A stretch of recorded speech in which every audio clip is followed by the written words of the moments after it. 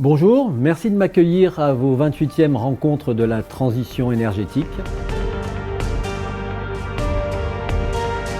Nexity, numéro 1 français de l'immobilier, engagé sur la fabrique de la ville, on est nécessairement à la fois par, obligation, mais aussi par volonté politique de la présidente, Véronique Bédague, et du conseil d'administration, engagé sur ces trajectoires environnementales. Nous sommes labellisés premier promoteur français BBCA, engagé sur la nouvelle norme BBCA Quartier, ça va au-delà du bâtiment. On est engagé dans une trajectoire de décarbonation pour le groupe Nexity depuis plusieurs années avec des ambitions.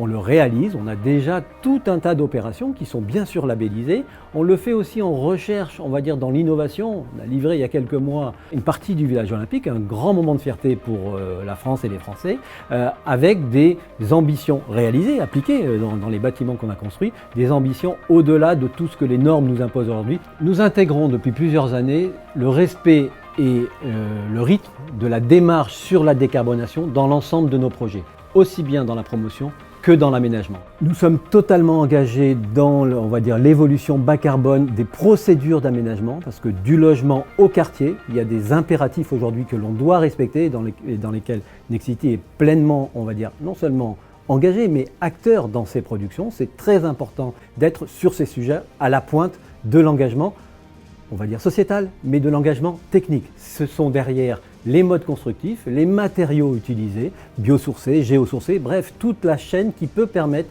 de réduire la production de carbone. La situation aujourd'hui, en 2024, la situation pour des opérateurs privés comme pour des opérateurs publics, c'est le partage de responsabilités.